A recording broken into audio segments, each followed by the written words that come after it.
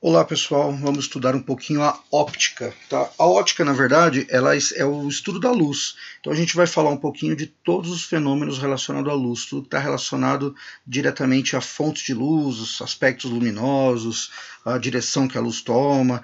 Então vamos lá, vamos falar um pouquinho da óptica aí.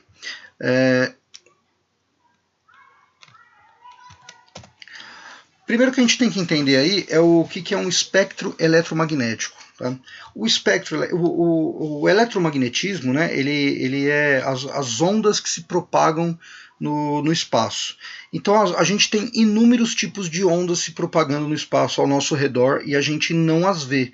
Né? A única que a gente vê, que a gente tem a condição de ver, é a luz visível. Tá? A gente tem uma característica, a luz visível ela tem uma característica de o tipo de ondas, o tipo de propagação de onda proporciona que a gente consiga enxergar ela, ok? Então a gente tem a luz visível. Dentro desse espectro eletromagnético aqui, a gente tem outros tipos de ondas. Então o que é o espectro eletromagnético? São ondas de diferentes tipos, tá? Então a gente tem, por exemplo, as ondas de rádio. Então como é que a transmissão chega num rádio, por exemplo? Ela chega no rádio, que ela é captada pela antena, ela vem pelo ar, ela vem se deslocando pelo ar, né? Pelo espaço, assim, né? Então a gente não tem essa capacidade de observar essas ondas de rádio. Ou propriamente micro-ondas. A gente não observa as ondas do micro-ondas chegando no alimento. Né? O raio-x que quando você tem um problema lá, quebra uma mão, uma perna, alguma coisa, você precisa tirar um raio-x ou está com um problema torácico, né, a gente não vê as ondas de raio-x se propagando, mas elas passam por você. A radiação gama também. E a gente tem também o infravermelho, que é uma frequência de ondas menor que a luz visível. Tá? E a gente, aliás, maior que a luz visível. E a gente tem o ultravioleta aqui, ó, que é uma frequência de onda menor que a luz visível, que essa luz ultravioleta aqui é justamente aquela que vem do Sol, que a camada de ozônio nos protege, né, que é o perigoso, que é o raio mais perigoso do Sol. Né? Então o espectro eletromagnético é onda se propagando pelo espaço, onde a gente consegue detectar somente a região visível, somente o que a gente consegue enxergar o espectro visível, a parte visível do espectro. Tá? Vamos falar um pouquinho das fontes de luz. Então a gente tem as chamadas fontes luminosas, pode ser chamada de fonte primária também, e a gente tem chamado a fonte iluminada, que pode ser chamada de fonte secundária. Então, por exemplo, o Sol ele é uma fonte luminosa, ou seja, ele tem luz própria, ele emite luz. Tá? O que mais emite luz? Então, uma lanterna acesa, uma lâmpada, uma vela, uma fogueira, por exemplo, né? Todas elas emitem luz.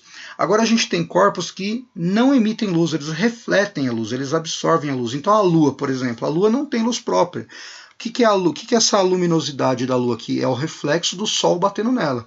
Então o Sol está iluminando a Lua, né, quando ela está cheia, por exemplo, bem bonitona, bem clarinha lá, ela não é luz própria dela, não tem essa capacidade de se iluminar, ela está recebendo a luz do Sol.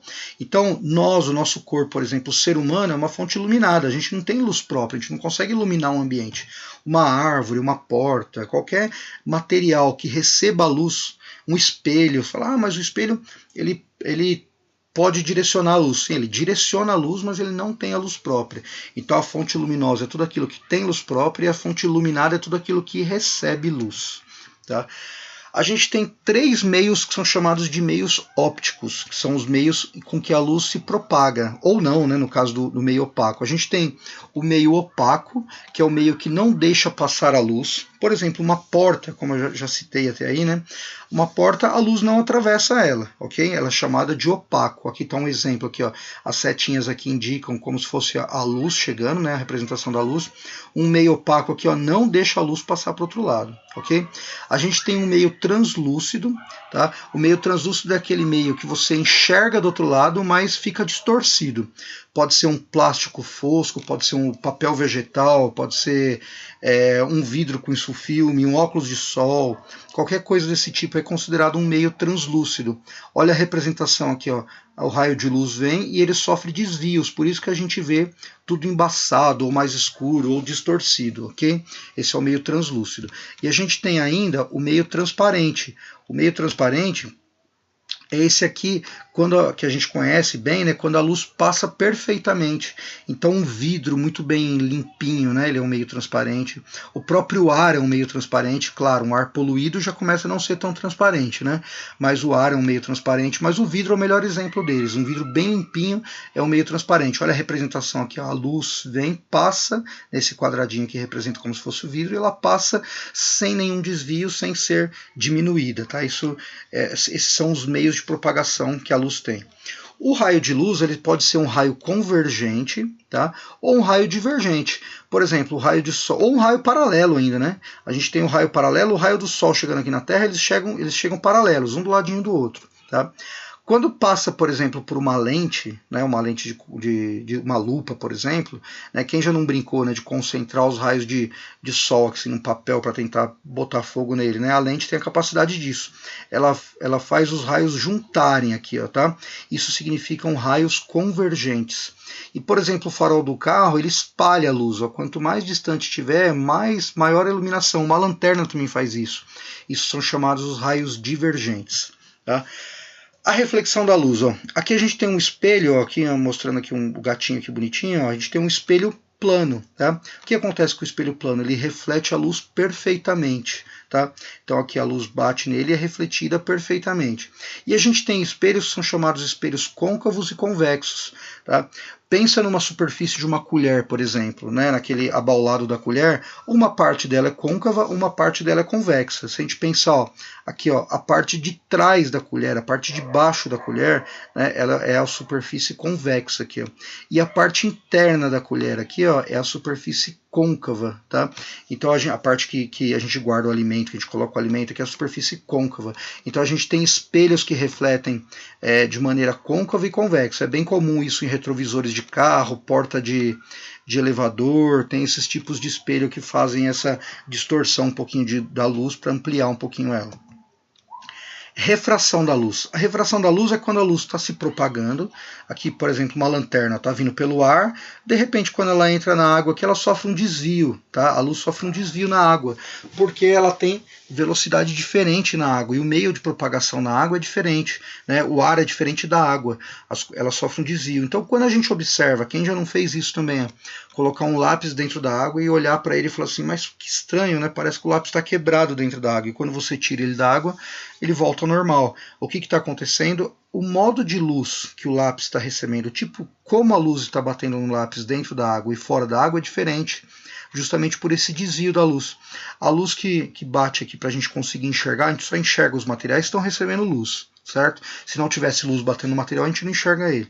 Então, quando o material está batendo aqui no lápis, na parte do ar, a luz bate de uma maneira. Quando ela penetra o líquido e bate no lápis lá dentro da água, ela acaba sofrendo uma distorção e a gente acaba vendo esse aspecto de aparência do lápis estar quebrado. Aqui o que a gente já falou, as lentes de convergentes e divergentes, tá?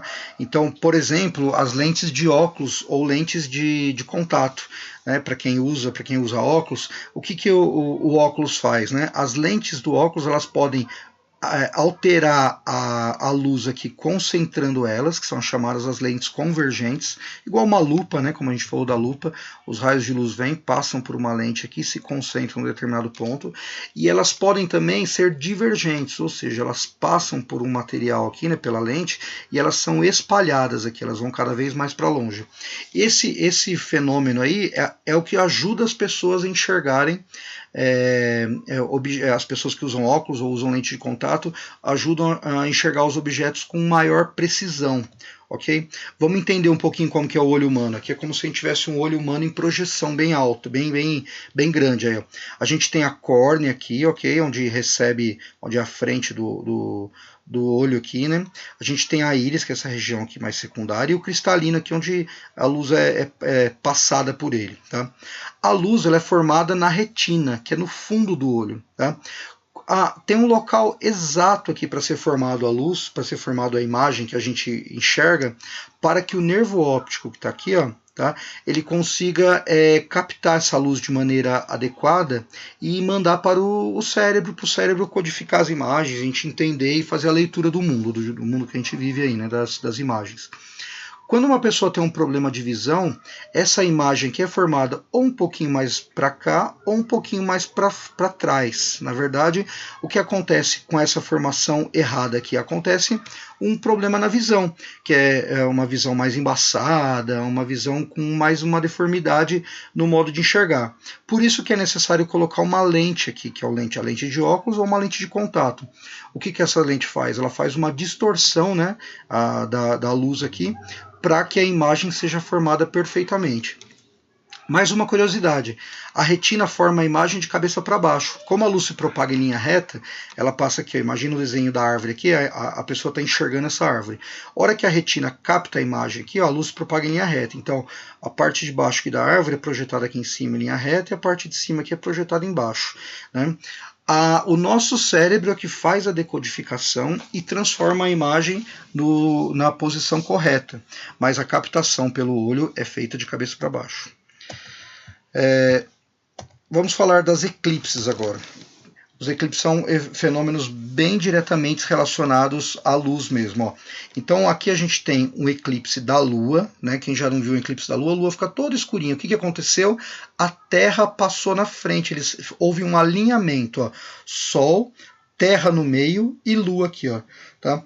Toda aquela luminosidade do Sol que estava batendo na Lua fica tampada pela Terra, e aí a Terra não deixa que a luz do Sol passe aqui. Então a Lua dá aquela ligeira apagadinha por alguns minutos, às vezes uma hora, um pouco mais, né?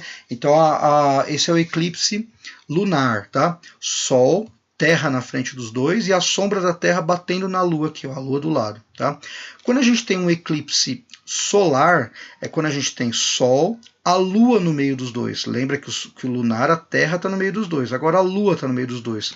Lembrando, né, que a Lua fica girando em volta da Terra, né, o tempo todo. Aqui a Lua, a cada aproximadamente 28 dias, a Lua dá uma volta em volta da Terra. Então, algumas vezes por ano, né, algumas vezes, às vezes demora um pouquinho mais, né, ou às vezes acontece tem menos tempo, depende da posição, a Lua se coloca, a Terra, a Lua e o Sol fazem um alinhamento. Então, a luminosidade que vem do Sol aqui bate na Lua. Como a Lua é bem menor, o eclipse solar acaba acontecendo num local bem localizado, bem pouquinho. A sombra da Lua fica bem pequenininha aqui na Terra. Não é igual no caso do eclipse lunar, que a Lua fica toda escura. No caso da Terra, a Terra é bem mais grande, bem maior que a Lua, né? Então a gente tem essa imagem, essa sombra bem pequenininha, bem localizada num determinado ponto. Ok? Então, repassando rapidinho aqui, o último fenômeno que a gente vai falar agora relacionado à luz, eclipse lunar, Sol, Terra, Lua, eclipse solar, Sol, Lua, Terra, e é essa colocação da nossa estrela, do nosso satélite da Terra, que faz acontecer os eclipses.